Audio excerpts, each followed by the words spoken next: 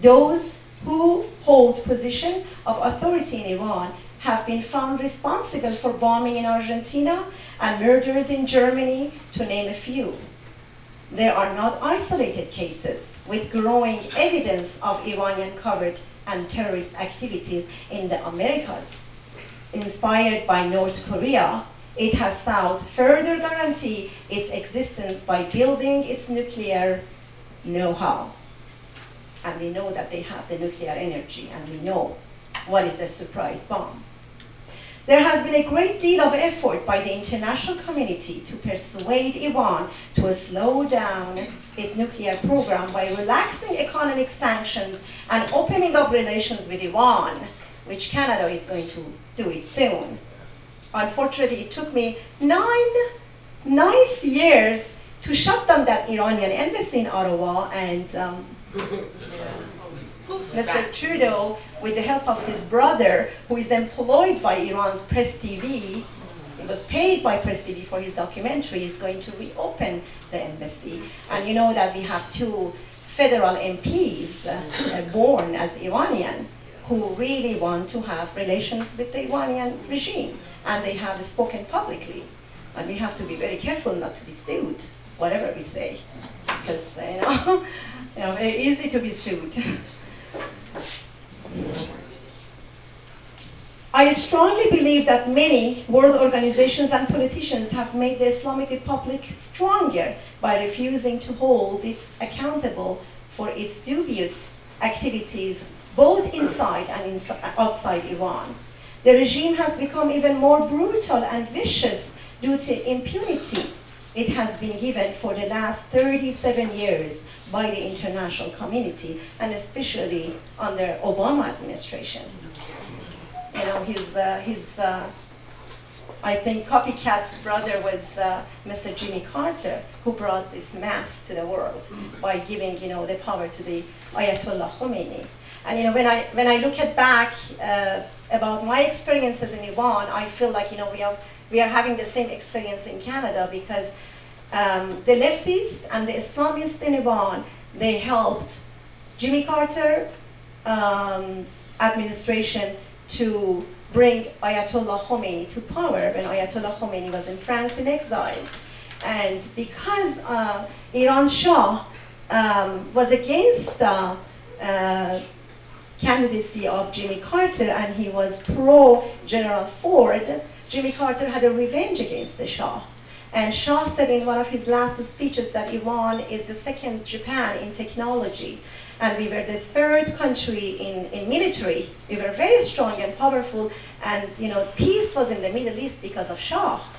So Jimmy Carter said, I'm getting back at you, and I'm going to show my revenge.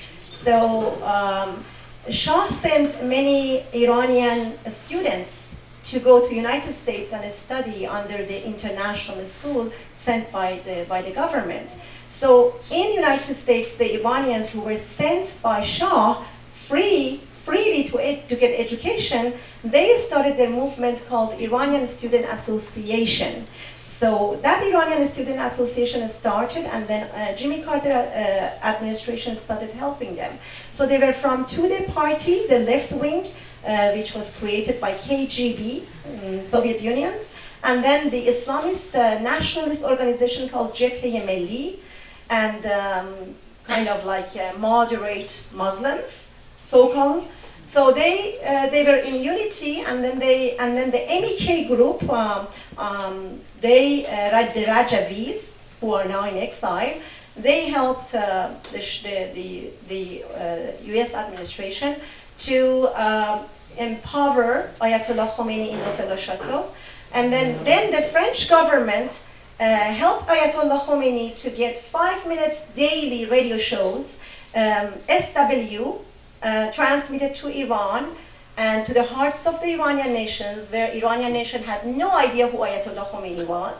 So all of a sudden, Ayatollah Khomeini was a hero and a great activist against the Shah, and the Shah was a dictator to their eyes, who is robbing their money and robbing everything from the Iranians, and they needed, Islam to come, and they needed this figure to come. So then you know the rest, what happened. By the masses, Shah was toppled, and Ayatollah Khomeini came in, and then there was a reform, they call it, yes to the Islamic Republic or no to the Islamic Republic. So people had to go to the election polls and vote yes or no, and they voted yes. And then they voted yes for 37 years, for almost 4 decades. And Shah said, if I leave, stability and peace in the Middle East will leave. And I really do feel that right now what we are experiencing in Canada is the power of left and power of the Islamists.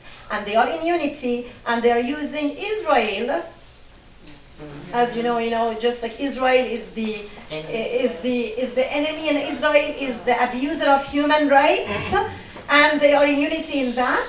And you can see the rest, and then they're going to remove our freedom of speech. I heard from some security organizations that they are going to implement, probably that they're pushing to put Islamophobia into our cultural system, cultural policy. So if they put Islamophobia in our multicultural, multi-faith policy, then none of us are going to be free to speak up or to challenge the religion. Challenging the religion, people have right to talk about religions, and we have to be careful when we talk about the race. We don't belittle people by their race or by their faith, but when we talk about the religion or a prophet, I think we have to have the right to talk about this. But if the Islamophobia comes in, then we're finished. So, I heard that they're going to implement Sharia law. So one of my questions is, how cultures can be equal when a culture amputates hands and foot of the person for robbery. Is that culture equal to my culture in Western, under Western value? Is multiculturalism or cultures, really, we have equality in cultures. So we have to be very careful, because if they bring Sharia law to Canada, then is the end of even women's right for those Muslim women who do not want, who left their countries to live under this freedom. Every single Muslim woman I spoke to, they said, we left our countries to stay away from the Sharia law part of our country. The divorce law, the child custody law, and also the will law. So they all are for Muslim men. And how come a culture that we call multiculturalism in Iran, or under the Islam, woman is worth of half of a man. So do you think it's part of our constitution? No. So you have to study about Sharia law, about Islam, about the rights of their own citizen when you want to fight against it. So and our mainstream is in total denial of it.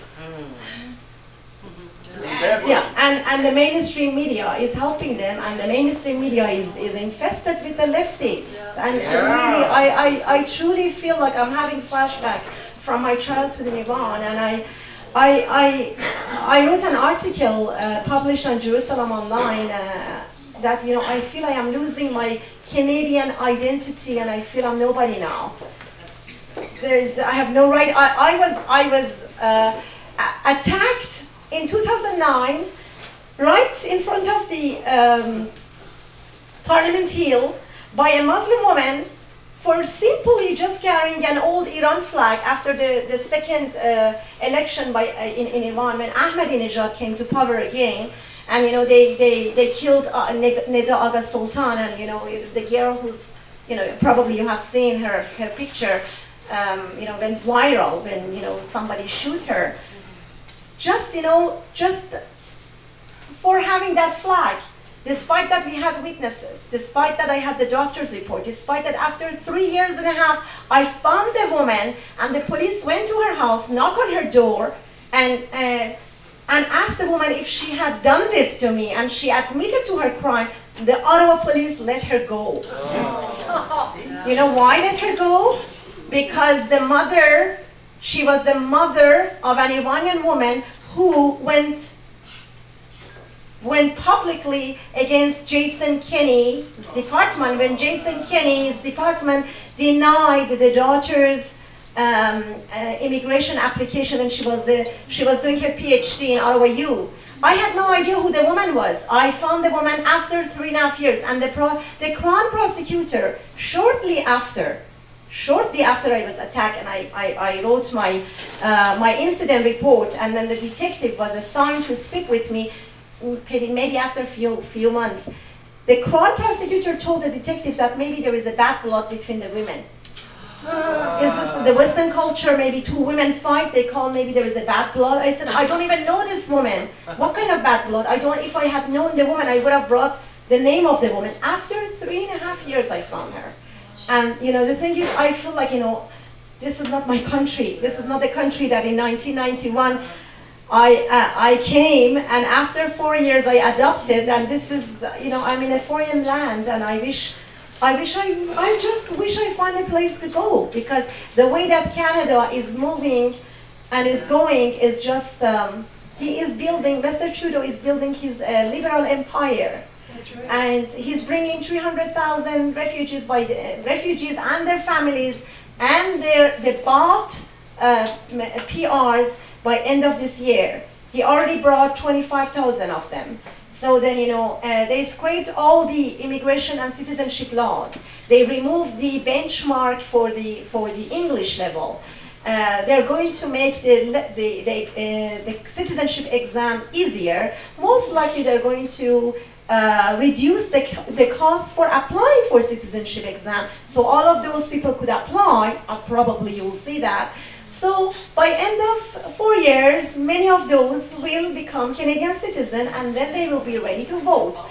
So the future of Canada is really dark and grim, and the only thing is I believe in revolution, but not in a revolution, in a soft revolution. Not, going, you need to really speak up, and media, we need a media.